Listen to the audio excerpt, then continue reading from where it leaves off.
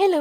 മധുരം ഇഷ്ടമല്ലാത്തതായിട്ട് ആരാ ഉള്ളതല്ലേ? പാരമ്പര്യമായിട്ട് ഷുഗർ ഉണ്ടെങ്കിലും മധുരത്തിനോടാണ് എനിക്ക് താല്പര്യം. അപ്പൊ അത് അറിയാവുന്നതുകൊണ്ട് തന്നെ എന്നെ അറിയാവുന്നവരെല്ലാരും എനിക്ക് കൊണ്ടുതരുന്ന മൊത്തം മധുരങ്ങളാണ്. എല്ലാം മധുരത്തിന്റെ ഓരോ സാധനങ്ങളാണ് എനിക്ക് കൊണ്ടുതരുന്നത്. ആദ്യം എനിക്ക് ചോക്കോലാലയിൽ കുറച്ച് ചോക്ലേറ്റ് കിട്ടിയായിരുന്നു. പിന്നെ കുറച്ച് നാരങ്ങ മിഠായി കിട്ടിയിട്ടുണ്ടായിരുന്നു. പിന്നെ ലെണ്ടി മിഠായി കിട്ടിയിട്ടുണ്ടായിരുന്നു. എല്ലാം കഴിഞ്ഞിട്ട് നമ്മുടെ മെയിൻ സാധനം ഞാൻ എടുത്തിട്ടുണ്ട്. അരവണ പായസം.